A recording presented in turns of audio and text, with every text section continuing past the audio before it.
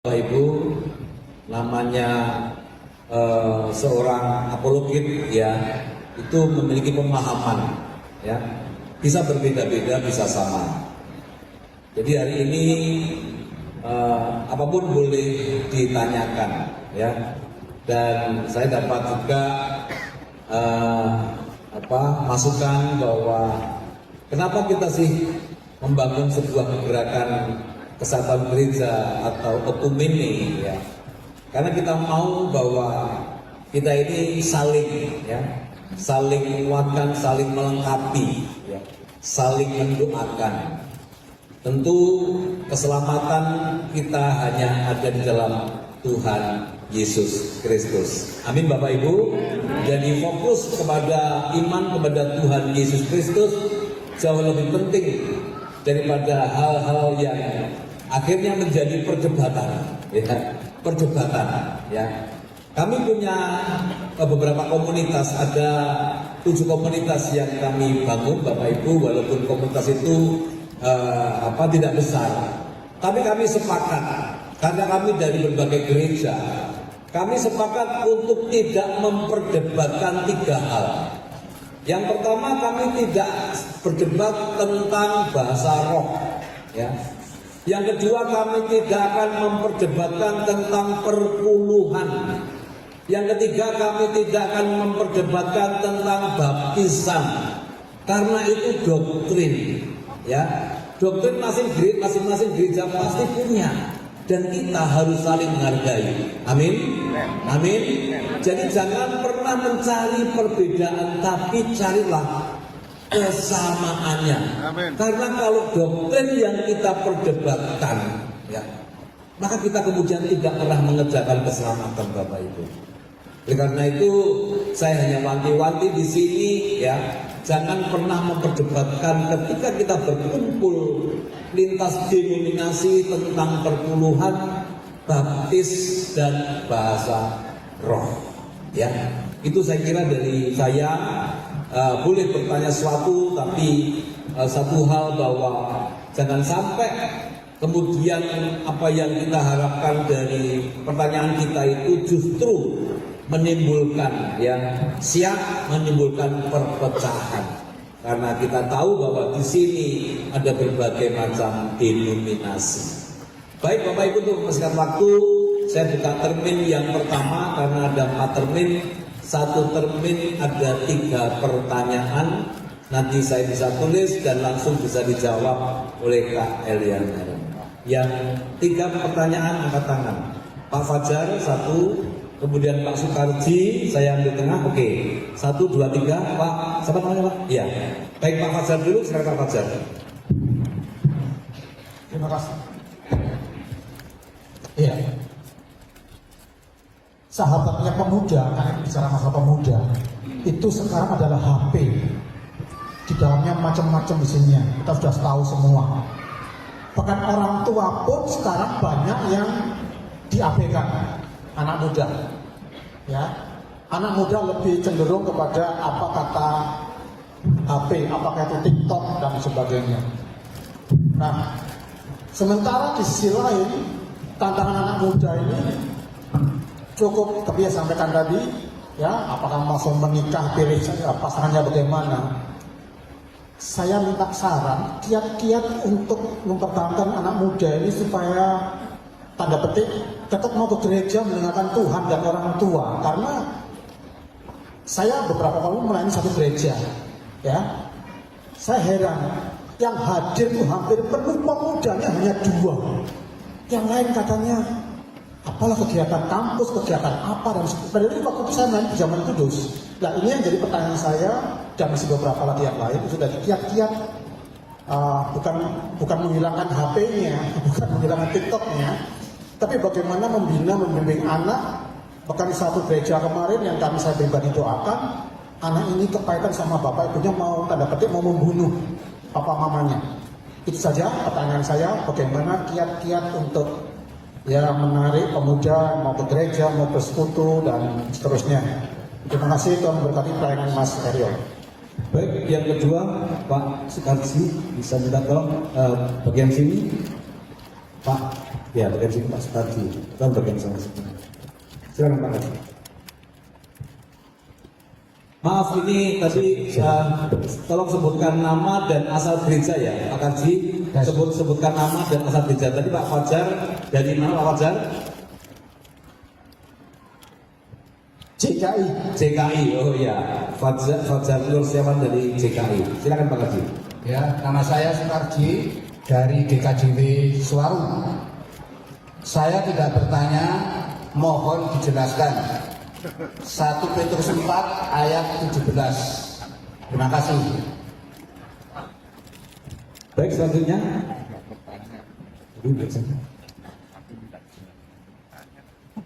Tolong sebutkan namanya dan asal gerejanya.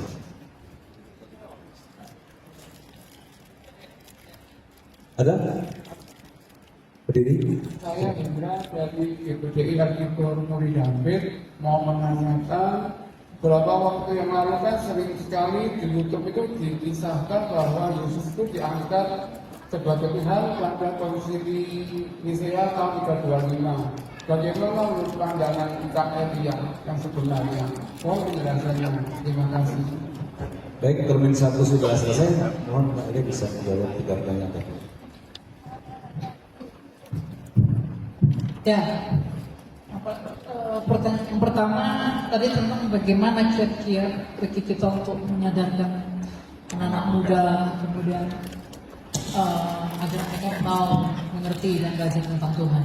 Yang pertama, Tuhan ketika pertama sekali menciptakan langit dan bumi dan manusia, lembaga yang paling pertama sekali diciptakan oleh Allah adalah keluarga.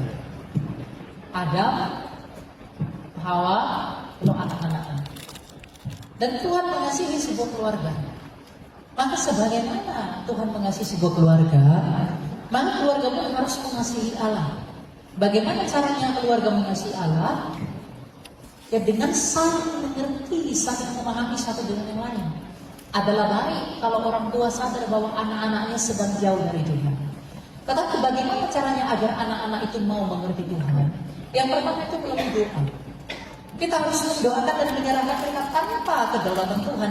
Gak mungkin anak itu bisa berubah. Maka kita perlu mendoakan mereka sebagai tanda apakah kita benar-benar sungguh peduli kepada mereka. Doa itu sederhana, tapi kesetiaan itu, konsistensi itu sulit sebagai tanda kesetiaan. Makanya dikatakan doa orang benar yang bersungguh-sungguh hati apabila didoakan itu besar kuasanya. Maka kita menyerahkan mereka dulu kepada Tuhan. Itu pihak Tuhan yang akan menjawab.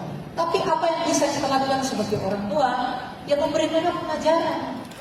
Laki-laki itu sebagai imam dalam keluarga. Maka kalau kita mau anak-anak kita mengerti, kita juga harus mengerti.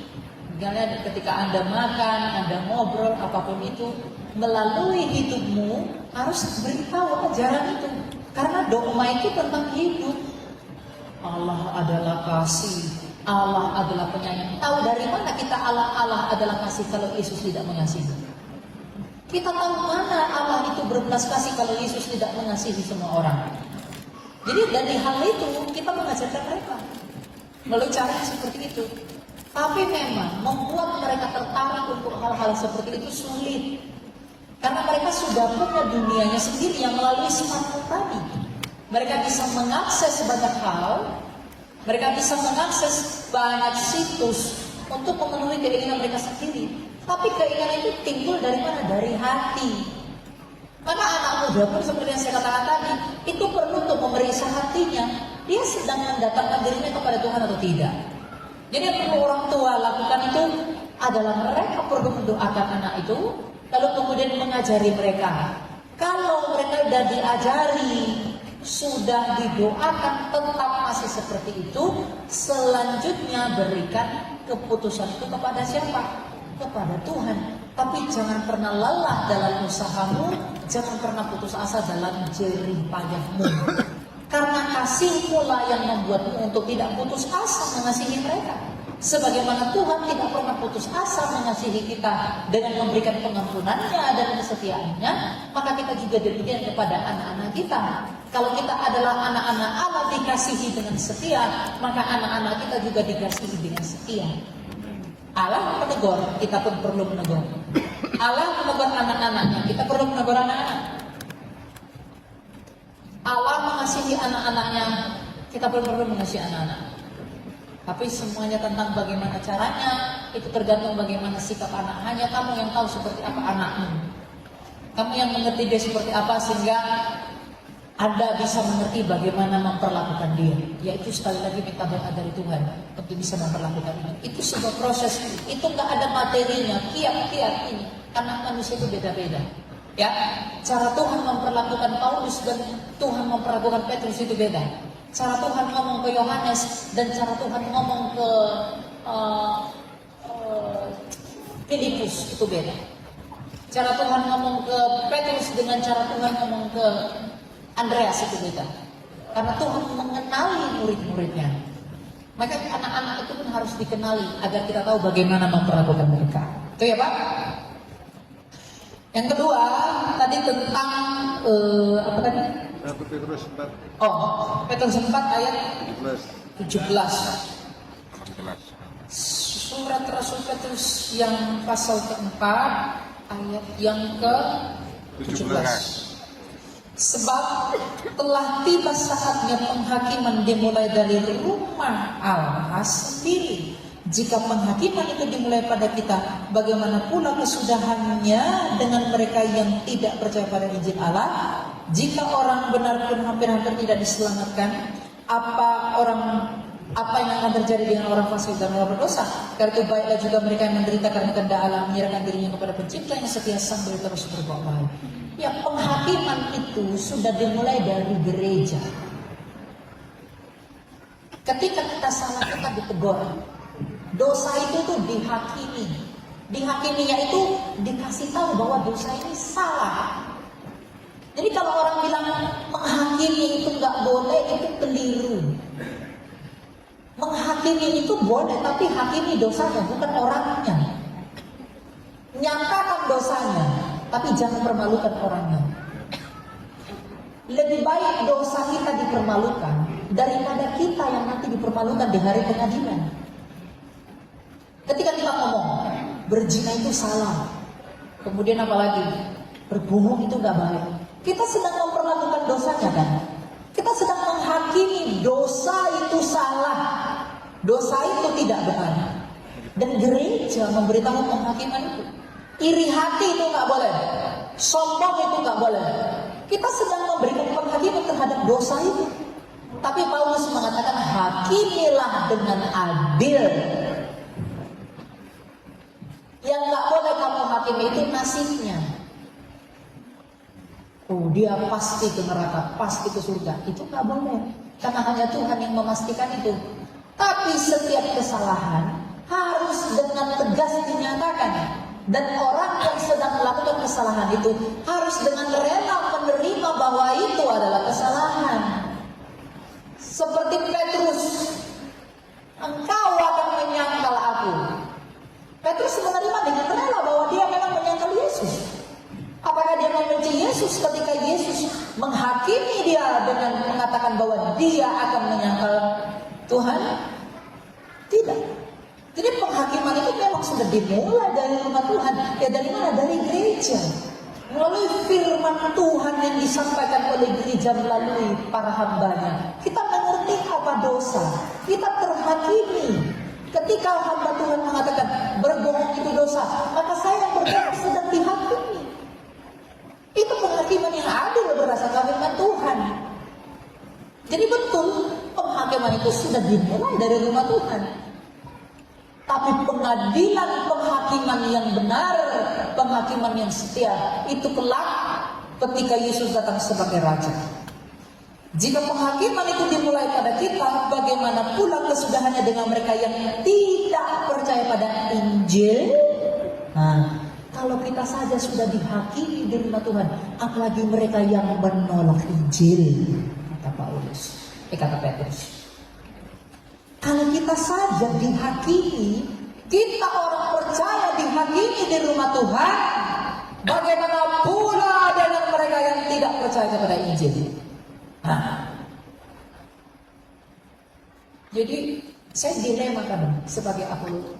Saya juga nggak layak mengatakan saya apologet ya. Tapi ketika kita mengatakan sesuatu dan itu bertentangan dengan apa yang dia yakini, mutlak, misalnya salah, lalu dia bilang janganlah menghakimi. Sekarang menegur dengan menghakimi itu disamain.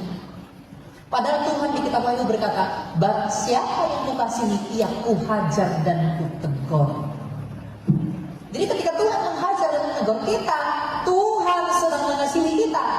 Kalau Tuhan menghajar kita, kamu salah, rela terima bahwa kita salah. Ketika Tuhan menegur kita, kamu nggak benar, kita harus rela menerima bahwa kita ini sedang nggak benar. Kita harus rela mengakui bahwa ternyata aku nggak rohani, ternyata aku salah, ternyata aku keliru. Jangan buat kongregasi yang tidak berdasarkan kebenaran. Ya, jadi penghakiman itu dimulai dari rumah Allah melalui gereja Anda masing-masing. Ketika hamba Tuhannya berkhotbah, makanya Bapak Ibu, gereja itu harus memberitahu dosa. Gereja itu berdiri pada hari kapan? Pentakosta. Yang turun pada hari Pentakosta itu apa? Roh Kudus. Tugas Roh Kudus kata Yesus apa? Menginsafkan dunia akan. Jadi gereja yang ada Roh Kudusnya adalah gereja yang memberitahu dosa. Dengan demikian Roh Kudus itu sedang menghakimi kita melalui para hambanya. Bahwa saya salah, saya kotor, saya berdosa, saya bejat. Yaitu melalui suara Tuhan. Makanya kalau suka dengar-dengar kemakmuran, hati-hati. Yang benar itu adalah kita ditegur. Karena Tuhan mengasihi dengan teguran. Saya yang suka melenceng, saya yang suka berdosa ini malah mau dinina-nina boboin. Ya, datang aja kepada dukun. Kalau mau disenengin, kalau mau dia, soalnya dukun itu pasti nyenengin kamu. Oh, pasti emas 5 kilo tahun depan. Tapi kasih uang kan? Ya, jadi memang penghakiman dimulai dari sekarang, dari dulu. Itu buktinya mana? Nanti jawaban pertanyaan ketiga. Konsili itu adalah bukti penghakiman dari rumah Tuhan. Kenapa? Kenapa Athanasius melawan Arius di konsili Nikea? Karena kebenaran gereja adalah dari Athanasius. Maka dia menghakimi, mengatakan bahwa Arius kamu sesat. Bahkan Nikolaus menampar Arius. Menampar loh. Itu belum sampai menampar. Nah kalau hari ini ada orang menampar, pasti dibilang menghakimi. Pasti dibilang hamba Tuhan gak benar. Berani bilang Athanasius gak benar? Berani bilang Cornelius tidak benar? Nikolaus? Nah, ayo. Karena yang diperjuangkan itu kebenaran. Kalau Kristus sampai menderita demi kebenaran, maka para rasul menghayati itu demi kebenaran. Tapi bukan membunuh juga, menegur dalam kasih. Ada tarafnya, bukan dengan kekerasan, tapi dengan kasih. Ya. Nah, yang ketiga tadi pertanyaan tentang Yesus Tuhan baru diangkat. Aduh saya diri aja, saya pendek soalnya. Yesus itu Tuhan baru diangkat pada konsili Nikea pada tahun 325. Tahun 325 itu konsili Nikea itu adalah konsili Athanasius melawan Arius. Jadi dulu ada bidat sesat namanya Arius. Dia mengatakan Yesus itu bukan Tuhan, itu manusia saja. Lalu Athanasius bilang, no, dia adalah Tuhan. Waktu itu semua orang berpihak kepada Arius. Lalu semua orang bilang, wahai Nikolaus, mengapa engkau masih berani? Seluruh dunia melawan engkau. Lalu Athanasius mengatakan, jikalau seluruh dunia melawan aku akan melawan seluruh dunia. Dan akhirnya ketika Kaisar Konstantinus Agung, anaknya Ratu Helena, mengadakan konsili di Nikea, akhirnya dirumuskanlah oleh hikmat Roh Kudus bahwa Yesus adalah Tuhan. Bukan baru diangkat jadi Tuhan. Buktinya apa? Lukas 2 ayat 11. Ada yang bisa buka? Lukas 2 ayat 11. Dan semua orang lihat. Tadi saya dibilang ngarang.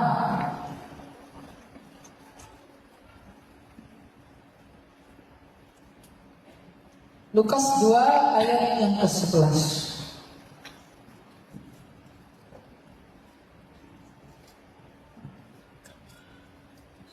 Berapa lama lagi? Berapa lama lagikah ya Tuhan Engkau membalaskan darah kami?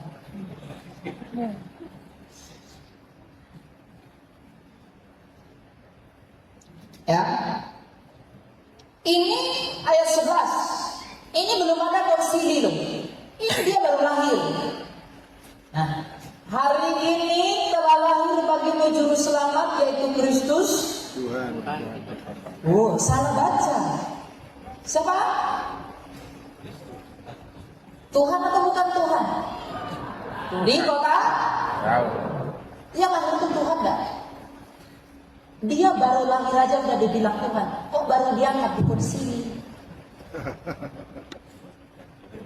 Lahir tahun berapa Yesus? Tahun 5 sebelum Masehi. Boro-boro 325. Tahun 5 aja dia udah lahir. Udah disebut tuh Yohanes 13 ayat 13. Yohanes 13 ayat 13. Apakah ini kata Yesus tentang dirinya? Yang ada mengatakan, di mana Yesus mengatakan akulah Tuhan, saya siap murtad. Nah, yang dengar itu harus murtad. Kamu menyebut aku guru dan katamu itu tepat, sebab memang akulah guru dan Tuhan. Dia memang menyebut dirinya Tuhan. Tuhan itu dalam bahasa Yunani adalah Kyrie atau Kurios, bentuk lainnya. Kata Tuhan itu ya Kurios, makanya dikatakan eleison nimas ya Theos atau eleison nimas ya Kurios, ya Kyrie eleison. Kyrie eleison. Ay, Tuhan kasihan, Tuhan kasihan. Eleison nimas, kasihanilah kami. Yesus itu Tuhan. Bukti bahwa dia Tuhan yang paling kuat itu apa? Selain daripada ini semua, dia hidup. Kalau dia hanya manusia biasa, siapa yang seperti dia hidup? Gak ada kan? Kalau dia bukan Allah sang hidup itu, gak mungkin dia bisa disaksikan 500 orang dia hidup. Bukan dongeng. Ya, jadi Yesus adalah Tuhan. Konsili Nikea itu hanya menegaskan kembali bahwa Yesus memang adalah Tuhan berdasarkan pengajaran kitab suci. Karena pada waktu itu ada bidat Arius yang mengatakan Yesus bukan Tuhan, maka pada tahun itu dirumuskanlah pengakuan iman Nikea. Aku percaya kepada satu Allah. Itu lebih panjang daripada pengakuan iman rasuli. Dan disitulah ditegaskan bahwa Yesus adalah Tuhan. Allah dari Allah yang sejati. Allah dari Allah yang sejati, diperanakan dari Sang Bapa sebelum segala zaman. Nah, itu menegaskan keilahian dan ketuhanan Yesus, bukan membuat Yesus jadi Tuhan. Karena Yesus pada dasarnya sudah Tuhan. Maka ketika bidat itu datang mengatakan Yesus bukan Tuhan, maka ditegaskan kembali Yesus adalah Tuhan. Jelas ya? Ya. Baik, kita buka termin yang kedua, 3 pertanyaan. Silakan di tengah, 1, 2, satu lagi, ada satu lagi dari sini ke belakang. Baik, silakan Bapak yang tengah. Tolong mic-nya disebutkan nama, kemudian asal gerejanya, lalu sebelah kiri sana, kemudian yang belakang. Silakan Pak. Baik, terima kasih. Saya Magomdi dari GKJW Jemaat Tambal Gading. Saya ingin bertanya tentang firman Tuhan yang terhilang di dalam terbitan LAI. Ini berasal dari terbitan ILT 3, di mana firman Tuhan tersebut terambil di dalam Lukas 9 ayat yang ke-56. Dari terbitan LAI mengatakan lalu mereka pergi ke desa yang lain. Tetapi di dalam terbitan ILT 3 Indonesian Literal Translation 3, di situ menyebutkan sebab anak manusia datang tidak untuk membinasakan jiwa manusia, tetapi untuk menyelamatkannya, dan itu hilang Pak. Mohon dijelaskan. Terima kasih. Baik, yang kedua dari sebelah sana. Sebutkan nama dan asal gereja. Tadi Pak siapa Pak? Tadi Pak? Marco Mukti. Baik. Salam, perkenalkan nama saya Jonias dari GPDI AG Pekabut. Saya minta tolong untuk Kak Delia. Di dalam gereja itu kan ada pendeta. Pendeta itu kan bapak.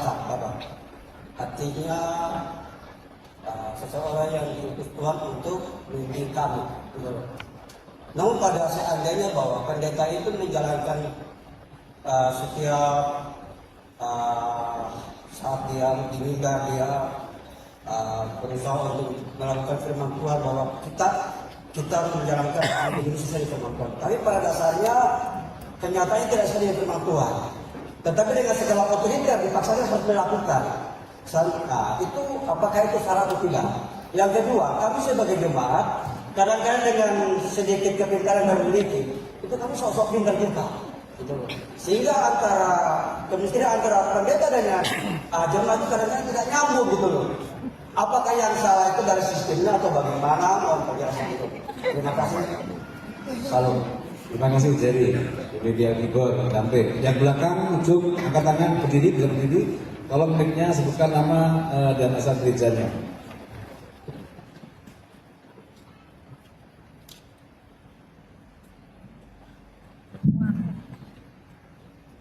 Terima kasih atas kesempatan yang diberikan kepada saya. Nama saya Riri dari GPDI Tanggung Duren. Saya akan membacakan sebuah ayat di Lukas 14 ayat yang ke-23. Lalu kata Tuhan itu kepada hambanya, pergilah ke sebuah jalan dan lintasan dan paksalah orang-orang yang ada di situ. Sebenarnya Tuhan itu memaksa atau tidak memaksa? Terima kasih. Baik, terima kasih sudah disampaikan. Silakan Kak Elia bisa menjawab. Oke, yang pertama tadi tentang apa? Lukas 9 ayat 56 yang masalah tambahan itu. Sebenarnya itu adalah perbedaan naskah yang digunakan di dalam terjemahan-terjemahan tertentu. Jadi naskah-naskah Torah itu banyak. Misalnya salinannya Textus Receptus, Westcodenhor, naskah-naskah Bizantin, dan banyak naskah. Dan kadang seperti misalnya Johannikuma itu dibuat buka kurungnya untuk menandakan bahwa ini ada dalam kodeks tertentu tapi tidak ada di kodeks yang lain. Nah, kodeks itu sendiri adalah kumpulan dari banyak manuskrip. Dan manuskrip ini diberi nama-nama tertentu. Misalnya manuskrip ini dikumpulkan jadi kodeks, dan kodeks ini diberi nama-nama tertentu. Vatikanus, Sinaiticus, dan macam-macam. Nah, terjemahan-terjemahan yang Bapak maksud tadi itu menggunakan varian atau menggunakan naskah Yunani yang berbeda. Nah, sehingga ada yang membuat naskah pendek, ada yang membuat naskah yang panjang. Yang naskah pendek cuma sedikit saja, yang panjang itu diberi buka kurungnya. Nah, apakah itu pemalsuan? Tidak. Itu adalah penambahan untuk menjelaskan maksud sebelumnya apa. Seperti doa Bapa kami. Kenapa teman-teman Katolik tidak menggunakan karena Engkaulah yang mempunyai kerajaan dan kuasa dan kemuliaan? Karena mereka tidak menggunakan naskah yang isinya ada seperti itu. Tapi kita menggunakan naskah yang isinya ada seperti itu. Makanya dibuat buka kurung. Kalau di Alkitab dibuat buka kurung artinya ada di naskah tertentu tapi tidak ada di naskah lain. Tapi apakah artinya itu palsu? Tidak. Itu hanya menjelaskan makna rohani dari ayat sebelumnya. Ini saya bacakan ya. Kalau yang versi pendek yang paling pendek itu, yang tidak memuat keterangan sebelumnya itu adalah naskah yang tua.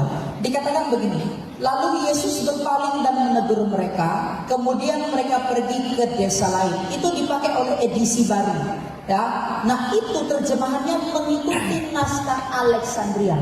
Sedangkan versi panjangnya dikatakan begini, lalu Yesus berpaling dan menegur mereka dan berkata, kamu tidak tahu roh apa yang menguasai kamu, sebab anak manusia datang bukan untuk membinasakan nyawa manusia, melainkan untuk menyelamatkan. Lalu mereka pergi ke desa lain. Dalam Alkitab Lama dan juga dalam KJV itu dimasukkan naskah yang tua. Dan ini dasarnya dari naskah apa? Ini datang dari Textus Receptus dan naskah Bizantin. Jadi itu terjemahan itu yang berbeda itu karena dia mengambil naskah yang berbeda. Tapi itu saling mengonfirmasi. Bukan tanda bahwa ideologinya salah, tapi yang pendek di naskah Alexandria tadi dijelasin lebih lengkap di naskah Textus Receptus. Karena yang tertua adalah Alexandria, yang kemudian adalah Textus Receptus atau Received Text. Jadi penjelasan begitu, itu bukan suatu hal yang salah, karena semua naskah kuno punya hal seperti itu. Jadi catatan-catatan kaki kecil untuk menjelaskan makna dan konteksnya dari ayat seperti itu. Bukan hanya di ayat ini, banyak ayat Alkitab lain yang punya masalah seperti itu. Tapi itu tidak pernah kita perdebatkan. Gitu ya? Ya. Yang kedua, Jadi saudara Jerry tadi seorang gembala atau khotbah, ya, itu senantiasa berharap apa yang disampaikan itu dilakukan oleh jemaatnya. Tetapi sisi yang lain seorang gembala tidak melakukan. Begitu jadi ya, begitu kira-kira ya. Coba itu ada mic. Ini gara-gara jemaat itu juga gara-gara mungkin karena kelebihan kita jadi salah ngomong, terus akhirnya antara kemistrian dengan pendeta dan jemaat juga paling menyatu gitu loh. Nah, mohon solusi dari Pak Kailia untuk bagaimana caranya supaya depan supaya antara jemaat dengan pendeta ini bisa menyatu ke depan, sehingga jiwa-jiwa yang Tuhan sudah siapkan itu bisa tambah banyak. Itu aja. Terima kasih. Ya, kebetulan beritanya di sebelahnya itu, Pak. Silakan. Nah. oh ya, benar atau salah sih? Ya, masalah itu sebenarnya semua tergantung koreksi diri masing-masing aja. Ya, tugas hamba Tuhan menyatakan apa yang Tuhan mau, yang ideal kita. Jangan pikir hamba Tuhan itu sempurna.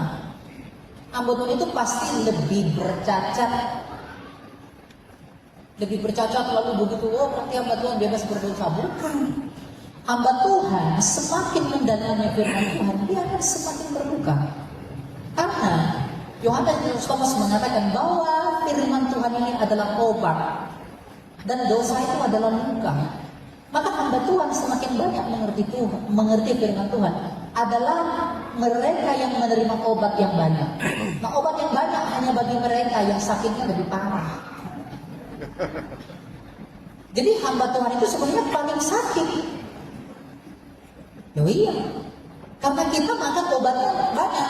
Makanya kalau ada hamba Tuhan rasa jadi nabi, rasa suci, rasa lebih hebat daripada jemaatnya, itu salah. Seperti Paulus, sebelum ketemu Yesus, siapa yang seperti aku? Benyamin, Farisi, orang kaya, sekolah di Tarsus, tak bercela dalam hukum Taurat. Tapi setelah ketemu Yesus, hidupnya berubah total jadi lebih baik. Tapi mengenai dirinya dia bilang apa? Di antara semua orang kudus, akulah yang paling hina. Di antara semua orang berdosa, akulah yang terutama. Paulus semakin kenal Yesus, semakin melihat dirinya berdosa. Kenapa? Yesus itu terang, kita ini gelap. Ketika kita semakin dekat dengan terang itu, kita semakin tahu kegelapan diri kita. Maka hamba Tuhan pun semakin dekat dengan Tuhan, pasti tidak mungkin dia meninggikan diri. Ya, dia mengatakan yang benar firman Tuhan, tapi dia pun akan berusaha menghidupinya. Nah, kalau dia bilang jemaat harus melakukan, ya memang tugasnya hamba Tuhan. Tapi hamba Tuhan itu agar dia tidak ditolak kelak, dia juga harus berjuang untuk menghidupinya. Karena hamba Tuhan saya yang duduk di sini dengan kamu yang mendengar di sana tidak lebih baik. Kita semua sama-sama belajar kok. Kesempatannya aja yang beda. Kita semua sama Bapak Ibu. Kesempatan aja yang beda. Sama-sama belajar. Saya masih belajar sama Bapak Rwani saya. Banyak hal yang saya nggak nggak tahu. Apalagi kehidupan spiritual. Mungkin kita memiliki pengetahuan di sini, tapi belum tentu kita bisa mengerti dengan hati. Sesuatu yang bisa dimengerti dengan pikiran, itu sulit dimengerti dengan hati. Maka Tuhan Hamsal berkata, jaga hatimu dengan segala kewaspadaan, karena dari situ hidup itu terpancar. Makanya hidup itu tentang hati.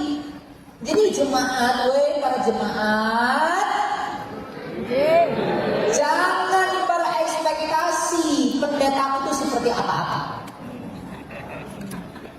Kalau kamu harapnya seperti malaikat, seperti kerubim serafim yang mulia-mulia, kamu akan kecewa.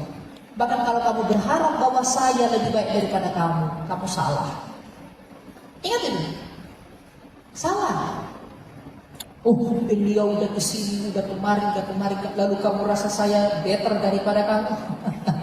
Tidak. Ya? Dan hamba Tuhan pun yang benar, kalau dia mengajarkan sesuatu, dia akan mengakui bahwa memang dia tidak bisa melakukannya dengan sempurna, tapi dia berusaha menghidupinya agar jemaatnya pun memiliki semangat yang sama untuk sama-sama mau menghidupi. Ya janganlah dia bilang saya suci, saya nabi, tapi dia sendiri nggak melakukannya, tapi menuntut jemaatnya. Yesus bilang apa? Kamu ikuti ajaran Farisi, tapi jangan ikuti cara hidupnya. Tuhan bilang apa? Ikuti pengajarannya, tapi kalau hidupnya kamu temukan bersalah, jangan ikuti itu. Farisi itu kan pengajar, ajarannya kurang hebat apa Farisi? Tapi Tuhan mengatakan ikuti ajarannya, tapi jangan ikuti cara hidupnya. Ya karena dia nggak menghidupi ajarannya. Jadi kita ini semua hamba Tuhan. Yang berdiri di mimbar itu hanya dapat sedikit kepercayaan saja. Jadi jangan besar kepala kalau orang udah di mimbar. Jangan rasa diri udah hebat kali kok. Ya. Jangan rasa diri udah istimewa, pantas diperlakukan bak raja, jalan dibukai, makanan disediakan, apalagi tempat duduk yang empuk-empuk, rusak jadi. Gitu ya Pak. Jadi bagaimana mendamaikannya? Jangan pernah tuntut orang lain, tuntut dirimu. Yang membuat orang itu rusak itu karena menuntut orang lain. Relasi saya dengan Bapak Prayogo itu bisa rusak kalau saya tuntut dia. Saya maunya dia seperti saya, dia mau saya seperti dia. Saya rusak lah. Tapi kalau saya sadar, saya menuntut diri saya untuk mau memahami dia, dan beliau menuntut dirinya untuk mau memahami saya, di situ ada damai itu. Dan dari situ dalam tenang dan damai kita bertobat. Seperti kata Petrus, tuntut dirimu, jangan tuntut orang lain. Jadi kalau pendetamu kamu lihat salah, tegur dia empat mata. Kalau dia mau mendengarkan, kalau dia nggak mau mendengarkan, tuntut dirimu. Oh, aku datang ke gereja ini mau lihat Tuhan, bukan mau melihat pendetanya. Makanya orang jangan tergantung pendeta ke gereja. Kalau pendetamu udah dijemput oleh ilahi, kamu kemana? Kamu mau juga dijemput, enggak kan? Ya, jadi artinya apa? Tuntut dirimu. Makanya belajar Alkitab itu bukan hanya di gereja. Belajar Alkitab itu di rumah. Alkitabnya jangan dari dulu sampai sekarang labelnya masih lengket. Dibuka. Oh kan ada HP, alibimu pinter sekali. Ya. Jadi rela. Oh ya, kalau kamu lihat kesalahannya, lihat dulu kesalahanmu. Oh ya, aku juga masih seperti itu. Wajar lah. Jadi ya sebenarnya yang merusak kepercayaanmu adalah ekspektasimu. Iya kan? Kamu berekspektasi pacarmu setia, selingkuh. Kamu berekspektasi pendetamu seperti Nabi, ketika dia jatuh kamu nggak percaya ke Tuhan lagi. Ada orang yang bilang kepada saya nggak mau lagi ke gereja. Kenapa? Hamba Tuhannya jatuh dalam dosa. Wah, udah salah ini. Dia ke gereja melihat hamba Tuhan, bukan melihat Tuhan. Berarti dia tidak menemui Tuhan hanya karena tersandung terhadap hambanya. Itu pemberontakan. Itu kesombongan. Jadi jangan ekspektasi terhadap orang lain, berekspektasilah tentang diri. Jadi jangan tuntut orang lain, tuntut dirimu sendiri. Begitu ya? Ya. Yang ketiga, Lukas 14 yang tanya apa? Lukas pasal 14 ayat 23 ya. Yang disampaikan tadi apa Pak? Yang Tuhan memaksa. Ya? Tuhan memaksa. Oh, memaksa tadi. Bisa tampilkan kan? Kata Tuhan itu kepada hambanya, pergilah ke semua jalan dan lorong dan paksalah orang-orang yang ada di situ masuk supaya rumahku terisi penuh. Sebab aku berkata kepadamu, tidak ada seorang pun dari orang-orang yang telah diundang itu akan menikmati jamuanku. Yang mau ditanyakan dalam konteksnya apa? Memaksa. Maksudnya orang memaksa masuk gereja gitu? Bukan, apakah Tuhan memaksa? Apakah Tuhan memaksa? Coba tadi dikasih mikrofonnya. Yang belakang tadi Pak dari GBDI Tangguh bisa disampaikan, diperjelas lagi tentang Lukas pasal 14 ayat 23. Memaksa atau tidak? Terima kasih. Jadi di sini ada kata paksa, itu apa berarti Tuhan itu betul-betul memaksa dalam konteks itu apa namanya perjamuan atau bagaimana? Karena selama ini kita juga sering mendengar bahwa Tuhan itu tidak pernah memaksa. Oke, kita baca ya dari ayat 15. Jadi kita tahu konteksnya. Ini paralelnya di Matius 22. Mendengar itu, ya, salah seorang yang turut makan berkata kepadanya, berbahagialah orang yang akan dijamu. Berbahagialah orang yang akan dijamu dalam kerajaan Allah. Namun Yesus berkata kepadanya, seorang mengadakan perjamuan besar dan ia mengundang banyak orang. Menjelang waktu perjamuan, ia menyuruh hambanya mengatakan kepada para undangan, marilah sebab segala sesuatu sudah siap. Tetapi mereka semua satu demi satu mulai meminta maaf. Yang pertama berkata padanya, aku telah membeli ladang dan harus pergi melihatnya, aku minta maaf. Yang lain berkata, aku telah membeli 5 pasang lembu dan akan pergi mencobanya, aku minta maaf. Yang lain lagi berkata, aku baru menikah dan karena itu aku tidak dapat datang. Lalu kembalilah hamba itu dan menyampaikan semuanya itu kepada tuannya. Tuan rumah itu pun murka dan berkata kepada hambanya, pergilah dengan segera ke semua jalan raya dan lorong kota dan bawalah kemari orang miskin, orang cacat, orang buta dan orang lumpuh. Kemudian hamba itu melaporkan, Tuan, apa yang Tuhan perintahkan itu sudah dilaksanakan, sekalipun demikian masih ada tempat.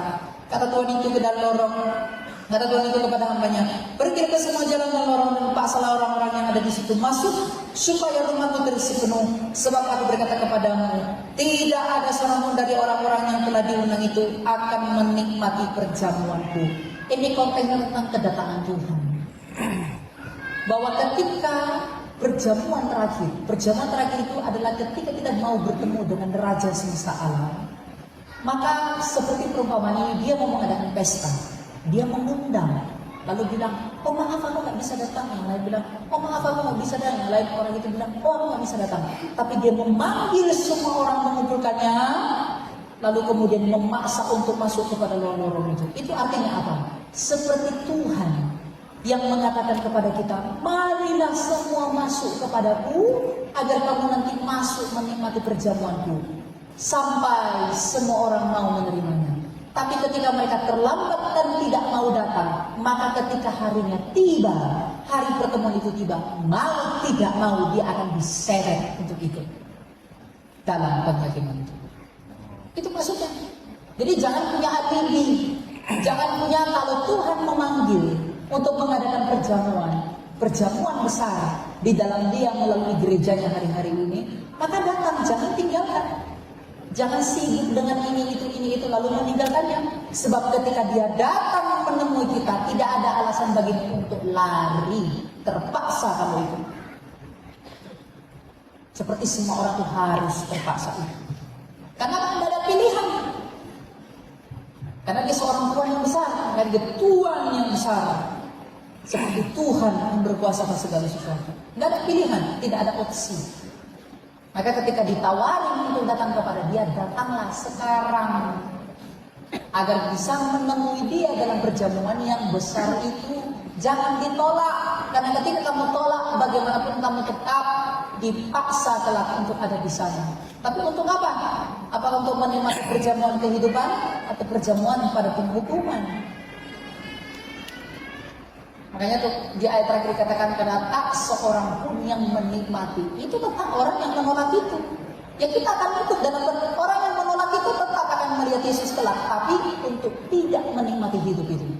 Tapi untuk apa? Mati. Itu ya. Tuhan tidak pernah memaksa untuk ikut dia. Tidak. Bukan itu konteksnya. Bukan untuk memaksa. Marilah datang kepada aku. Tidak.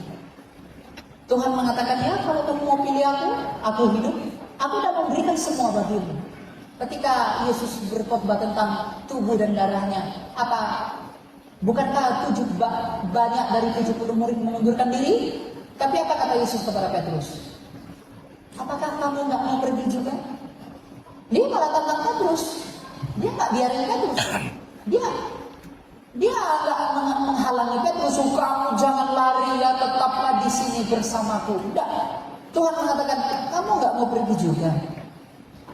Dia tantang Petrus. Karena yang lain mengundurin diri. Kamu nggak mau mundurin diri juga? Artinya apa? Tuhan mengatakan, inilah yang kulakukan bagimu. Kalau kamu nggak mau ikut aku, ya nggak apa-apa. Karena ini yang kusediakan. Yang kusediakan adalah hidup. Jadi Tuhan tuh nggak pernah paksa. Bapak Ibu, kalau dia memaksa dan kita ikut dalam paksaan, itu pun nggak akan menghasilkan apa-apa. Karena paksaan itu bukan kasih. Makanya nanti orang yang mengikuti orang yang akan menghadapi pengadilan Yesus secara terpaksa itu penghukuman. Sedangkan kita yang percaya apabila bertemu dia, itu bukan paksaan, itu pengharapan. Makanya ada doa mengatakan, berapa lama lagikah engkau ya Tuhan untuk datang? Karena bagi kita orang yang percaya yang mau menerima undangan itu, pertemuan dengan dia itu bukan paksaan. Tapi bagi mereka yang menolak, tapi perjamuan itu tetap ada, karena dia menolak, dia tetap terpaksa untuk ikut itu. Karena semua dalam kontes Tuhan. Gitu ya? Ya. Baik, terima kasih. Untuk sesi yang ketiga ini saya khususkan untuk anak-anak muda.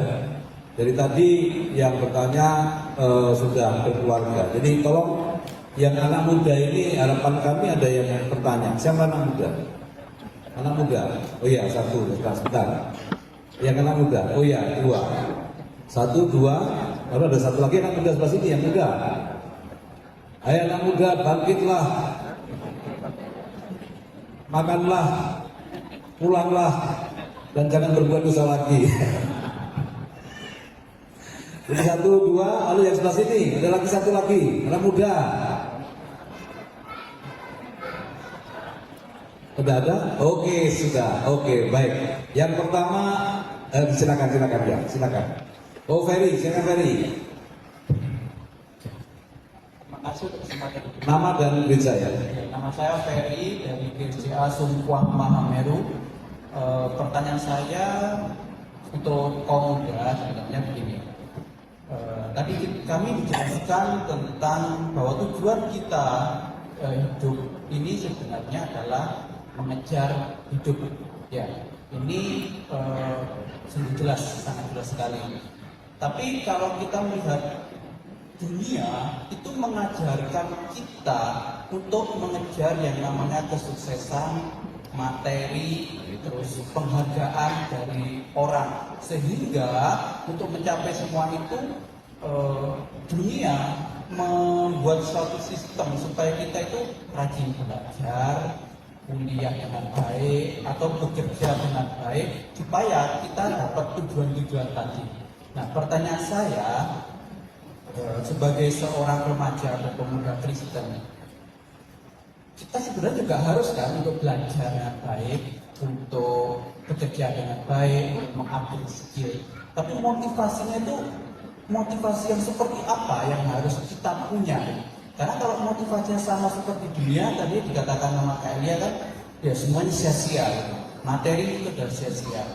Cuma ya saya ingin mendengarkan, karena ini kan penting untuk setiap remaja dan pemuda, motivasi seperti apa yang harus kami punya supaya kami ya mempunyai kualifikasi tertentu yang Seperti itu. Terima kasih. Yang kedua, siapa tadi angkat dia silakan.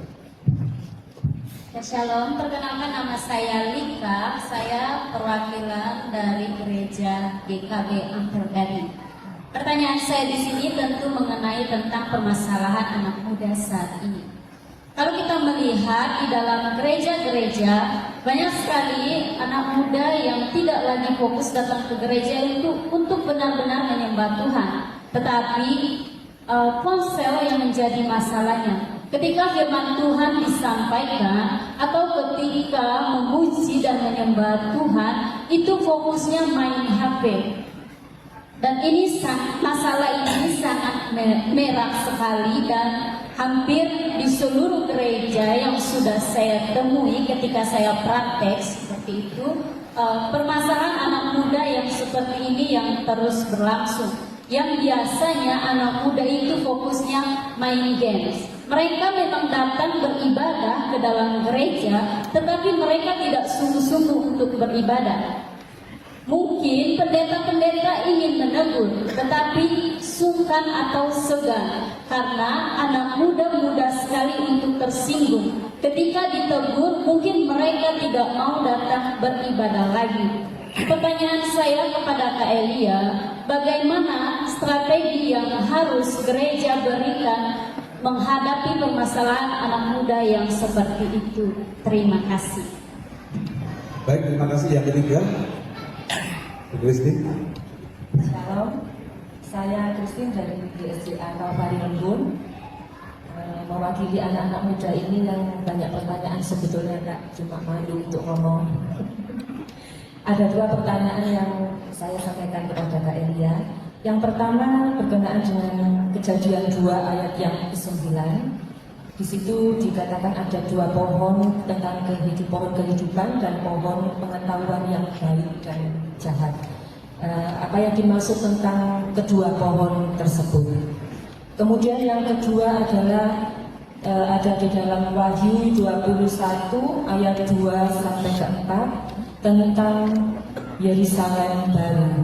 Banyak kita anak-anak orang-orang percaya ketika ada saudara-saudara yang dipanggil Tuhan sering mengatakan, mungkin di captionnya dengan foto yang dipanggil Tuhan, mengatakan sampai ketemu di Yerusalem baru.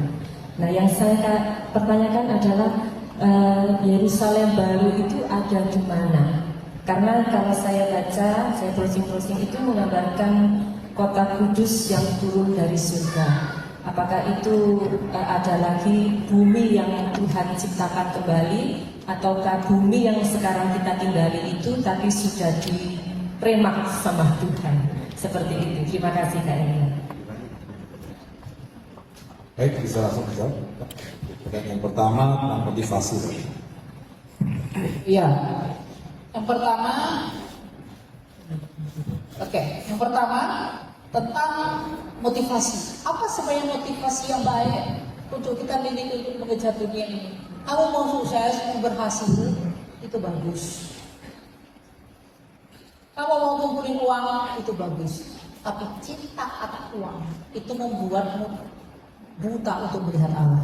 Sehingga kecintaanmu akan uang itu membuatmu berbisnis kotor, menyuap orang, menjatuhkan sesamamu.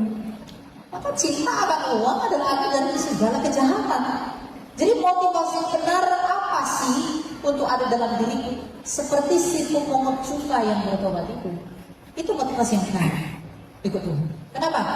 Dia kaya raya, tapi ketika dia ketemu Tuhan, dia malah membagi-bagikannya.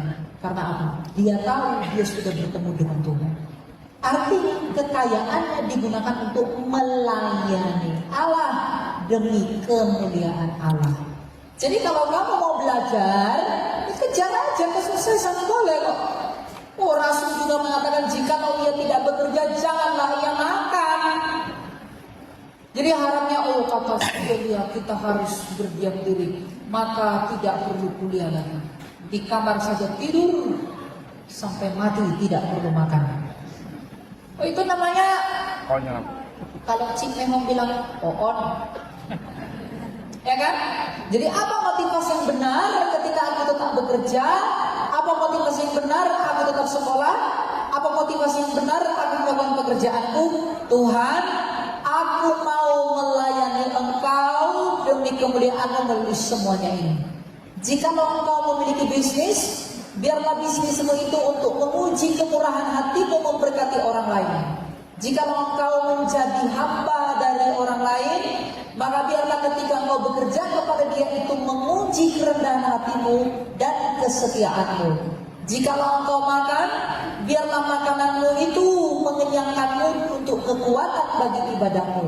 Jikalau Engkau istirahat, biarlah istirahatmu demi mengumpulkan tenaga dan energi bagi doa-doa dan pekerjaanmu. Dan banyak hal. Jika engkau belajar studi di sekolah, biarlah belajarmu tidak hanya mencari pengetahuan dunia ini, tapi juga untuk mencari pengetahuan dan hikmat Allah. Jadi motivasi benar apa? Melangkah dengan iman. Kan udah jelas, melangkah dengan iman. Artinya aku tetap melangkah tetapi dengan iman di dalam Tuhan. Iman akan apa? Iman akan apapun yang kulakukan sejatinya tidak dapat menolong aku. Tapi karena hanya Yesus yang kuiman yang dapat menolong aku, maka aku harus melangkah bersama Dia. Maka apapun nanti hasil pekerjaanmu itu, kamu akan tetap bersyukur dan berserah kepada Tuhan. Itu motivasinya. Jadi motivasinya apa? Simple, melayani Allah. Layani Allah dengan pikiranmu, layani Allah dengan penglihatanmu, layani Allah dengan karunia, dengan uangmu, dengan semua yang ada padamu. Tapi jangan terikat oleh ambisi untuk memperoleh itu, karena itu celah dari sejarah. Ini anak muda, kalau kamu kuliah, kalau kamu sekolah, sekolahlah dengan benar. Ketika kamu sekolah dengan baik, kamu sedang melayani. Kalau kamu belajar dengan baik, kamu sedang melayani. Tapi belajarmu itu janganlah hanya untuk tahu matematika, hanya hitung uang masuk, hitung uang keluar. Tapi kamu tidak menghitung kasih karunia Tuhan dan betapa banyaknya dosamu. Sangat lupa.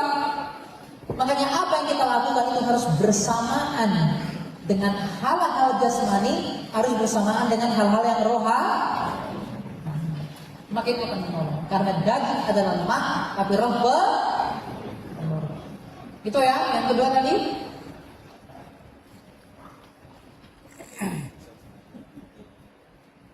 main handphone.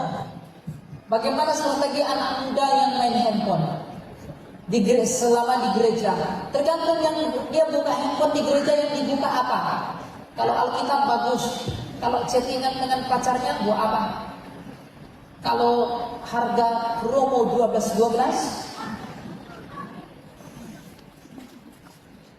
promo 1 22, terlambat ibadah tahun baru itu adalah ibadah yang penting. Tapi nanti saja kejar promo demi iPhone 17.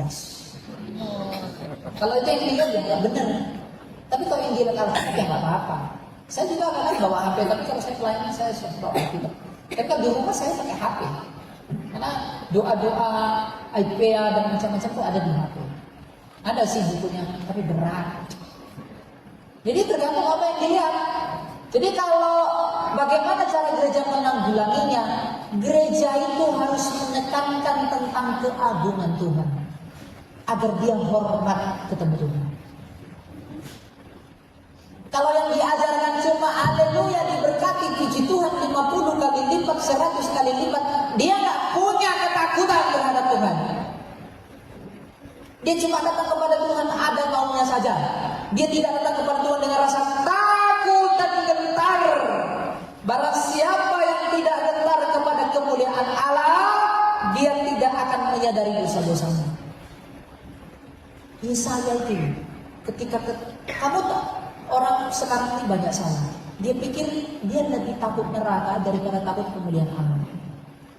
Kamu takut neraka itu nggak perlu. Yang harus kamu takuti adalah kemuliaan Allah yang bisa melemparkan kamu ke neraka.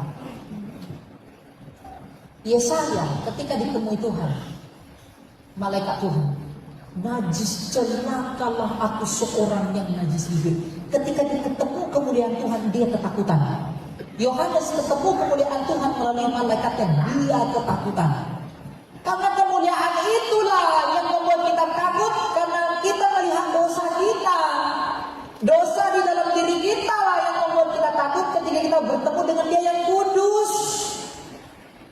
Maka gereja harus memberitakan kemuliaan Allah, memberitahukan dosa, sehingga mereka hormat ketika ketemu Tuhan. Bukan hanya haleluya 20 kali lipat, 50, apa itu? Untuk apa kamu dengar yang seperti itu? 20 kali lipat. Yang 20 kali lipat itu apanya? Dosanya, ambisinya. Kita harus ngerti dulu diri kita ini siapa.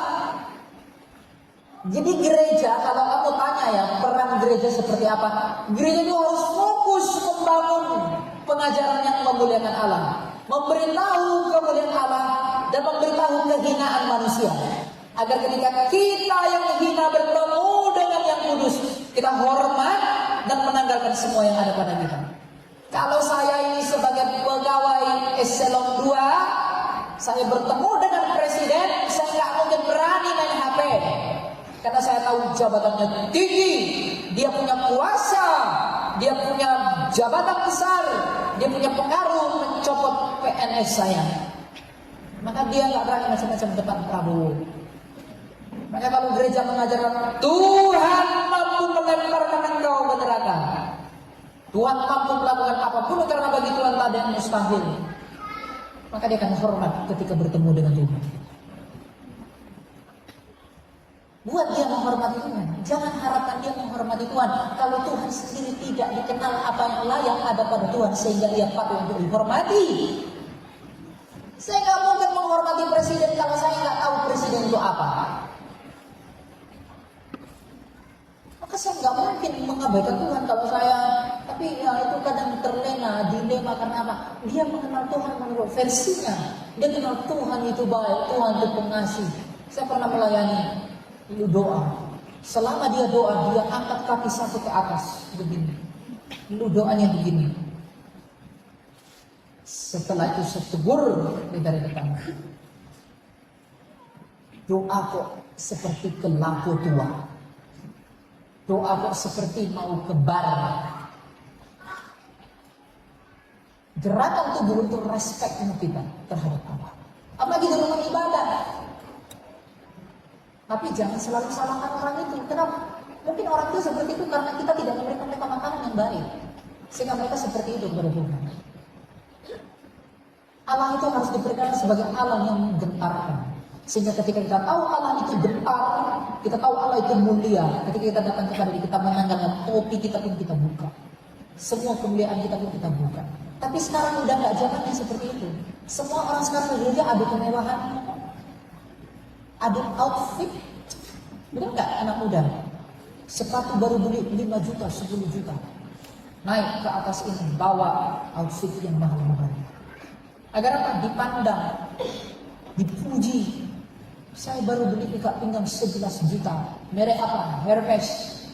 Dibawa ke atas. Kenapa? Anak muda begitu cari pengakuan. Gereja bukan untuk ketemu Tuhan, tapi cari pengakuan. Itu udah salah. Itu membuat kamu tidak menghormati Dia. Kamu mau bertemu dengan Dia yang ditelanjangi di salib, sedangkan kamu datang dengan kemewahan. Makanya Paulus mengingatkan, biarlah setiap orang datang kepada Tuhan dengan yang sederhana. Apa yang layak kamu bawa kepada Dia? Nggak ada selain mengandalkan belas kasih Tuhan. Maka gereja harus menekankan itu, agar kita anak muda ini ngerti, wah Tuhan itu agung ya, Tuhan itu besar ya, Tuhan itu mulia ya. Kita takut. Sehingga ketakutan itu akan membawa kita kepada sikap yang gak berani main HP lah, untuk Facebook. Pendetanya lagi khotbah dia scroll Facebook, ada yang live jualan, lagi promo. Kebanyakannya, tapi pas mau terima berkat tangannya paling tinggi. Tuhan. Nah, apa itu? Model apa itu? Ya, jadi bagaimana kalau yang kamu tanyakan bagaimana cara gereja harus menekankan kemuliaan Allah, kebesaran Allah, keagungan Allah, sehingga keagungan Allah ketika dia mengerti, itu akan memberitahu betapa hinanya kita, seperti Yohanes ketika dia, seperti Yesaya ketika dia sadar betapa hinanya dia. Dia ketemu dengan kemuliaan Allah, dia hormat kepada Allah. Sadari dosanya, sadari kudusnya Allah. Yang berikutnya tadi apa? Yang mau ditanyakan pohon pengetahuan itu apanya? Pohon pengetahuan itu yang ditanya, dua pohon itu apa? Begitu? Ya, betul Kak. Maksudnya itu Yang mana ini? Aku nggak lihat. Oh, oke.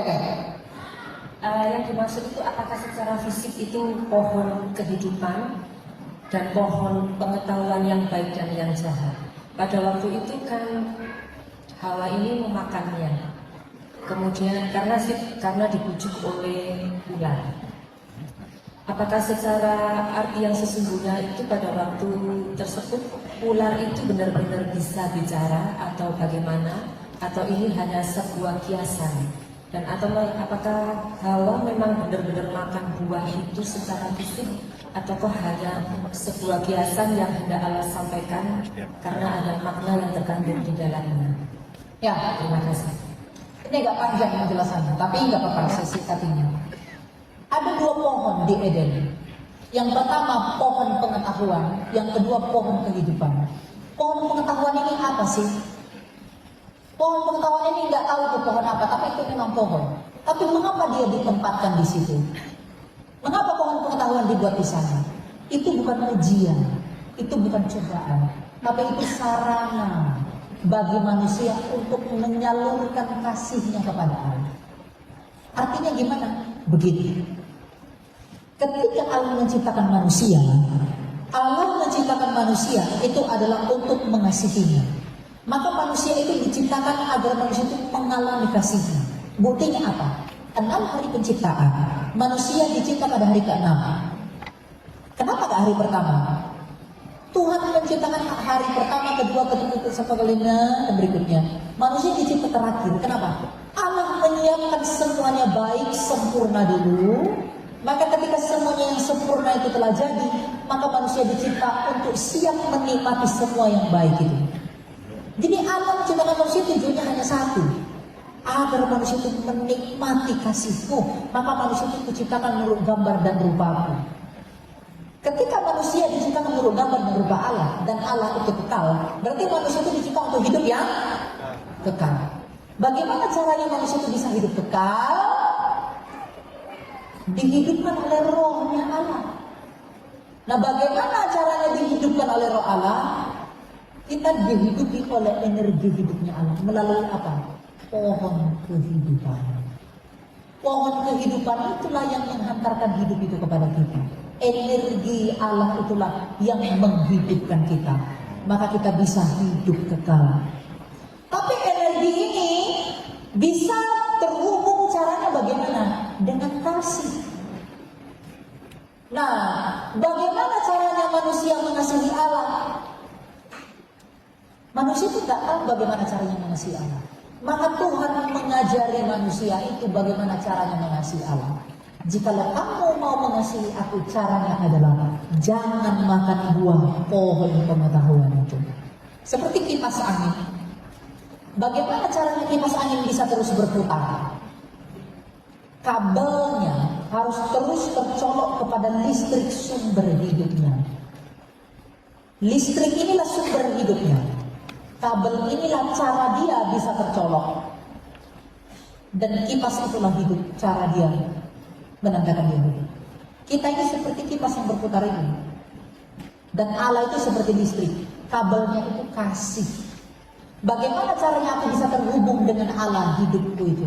Dengan cara mengasihi dia. Bagaimana caranya mengasihi dia? Tidak memakan buah itu. Maka manusia selama tidak memakan buah itu, dia akan terus hidup kekal. Karena dengan tidak memakan buah itu, artinya dia memelihara kasihnya kepada Allah. Tapi ketika dia makan buah pohon pengetahuan itu, artinya dia memilih tercabut dari Allah, tidak mengasihi Allah. Maka seperti kipas angin, Ketika dia dicabut dari listriknya, kabel tidak tersambung lagi kepada listrik, maka kipas itu semakin lama semakin pelan akhirnya berhenti. Maka ketika kasih manusia tidak lagi terhubung kepada Allah, maka manusia itu semakin lama semakin menua dan mati. Itulah mengapa pohon kehidupan diberikan. Makanya ketika manusia berdosa, pohon kehidupan dihalau. Karena apa? Kamu sudah gagal mengasihi aku, maka hidupku tidak lagi ada padamu. Maka manusia itu mati dan menua, tidak lagi hidup kekal. Makanya Yesus datang sebagai pohon kehidupan itu. Untuk apa? Menyambung kita kepada hidup yang baru. Makanya kita baca ya di Wahyu 22. Nah, Wahyu 22 ayat 1 dan 2. Lalu ia menunjukkan kepadaku sungai air kehidupan yang jernih bagaikan kristal dan mengalir keluar dari tahta Allah dan Anak Domba itu. Di tengah-tengah jalan kota itu, yaitu di kedua sisi sungai itu, ada pohon kehidupan yang berbuah 12 kali tiap bulan sekali. Daun pohon itu dipakai untuk menyembuhkan bangsa-bangsa. Siapakah pohon kehidupan itu? Kristus. Mengapa dia berbuah 1 kali selama 12 bulan? Artinya dia terus menghasilkan kehidupan yang gagal di Eden itu. Dan mengapa daunnya menyembuhkan? Daunnya itu artinya dia menyembuhkan dosa-dosa kita semua di sana. Seperti pohon Eden membawa kita kepada maut, tapi Kristus pohon kehidupan telah membawa kita kepada hidup. Jadi siapakah pohon kehidupan itu sebenarnya? Kristus itu. Jadi pohon kehidupan itu Yesus sendiri. Pohon kehidupan yang menghasilkan hidup adalah Kristus yang berkata, akulah kebangkitan dan hidup. Maka hidup hanya ada pada dia. Dialah pohon anggur yang benar, dan dia berkata dia adalah hidup, maka dialah pohon kehidupan itu. Ya, jadi pohon pengetahuan yang baik dan jahat itu jangan, itu bukan ujian, itu sarana. Allah itu tidak perlu menguji manusia waktu itu, karena manusia itu dicipta terlalu sempurna. Tapi itu adalah sarana bagi manusia agar manusia mengasihi Allah melalui cara itu. Tapi akhirnya manusia memilih tidak mengasihi, maka manusia terpisah dengan hidup yang kekal. Makanya dikatakan dalam Yohanes 19, karena hidup besar kasih Allah akan dunia ini sehingga yang menurniakan ada yang tunggal, supaya setiap orang percaya padanya tidak binasa melainkan beroleh hidup ya. Mengapa dijanjikan di sana hidup yang kekal? Karena memang sejak semula manusia diciptakan untuk hidup kekal. Tapi hidup yang kekal oleh rusak, hidup yang kekal telah rusak oleh karena ketidaktaatan. Maka ketidaktaatan Adamlah yang membawa kita kepada kematian. Maka apa yang dilakukan Yesus agar kita kembali kepada hidup yang kekal itu? Ketaatannya kepada Bapaknya. Maka Paulus berkata ketidaktaatan Adam memimpin kita kepada maut, tapi ketaatan Kristus memimpin kita kepada hidup. Makanya hutang dosamu telah dilunasi oleh Kristus di salib. Karena dosa dalam bahasa Ibrani adalah harta, artinya hutang. Hutang apa manusia kepada Allah sehingga manusia mati? Berhutang kasih. Maka hutang Adam mengasihi Allah telah dilunasi oleh Yesus melalui kasihnya di Kalvari itu. Itu ya. Nah.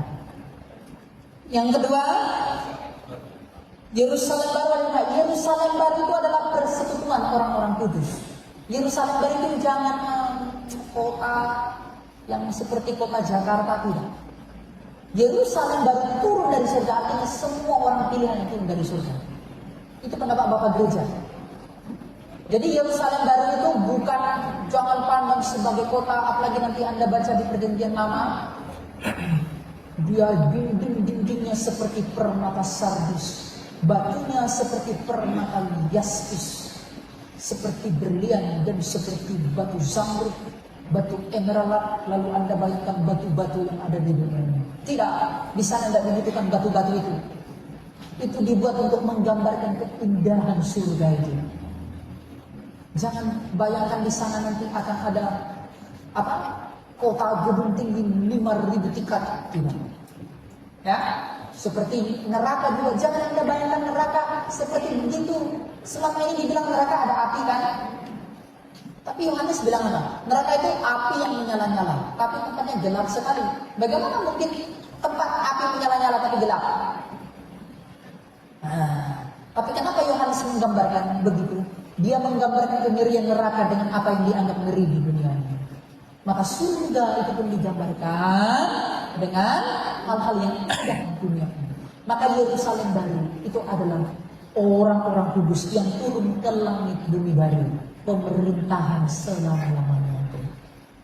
Kita yang semua dikuduskan, dilayakkan oleh Tuhan kelak, kita akan dipimpin ke langit bumi baru, di mana Yesus sendiri layak akan memimpin kita sebagai Raja, baru Dia menyerahkan seluruh kepenguasaannya kembali kepada Bapaknya. Setelah semua ditaklukkan, maka seluruh kerajaan diserahkan oleh Kristus kepada Bapa. Begitu ya, Yerusalem baru itu adalah orang-orang percaya yang turun ke langit bumi baru. Ya. Baik, terima kasih. Sudah cukup Bapak Ibu ya? Oke, cukup ya?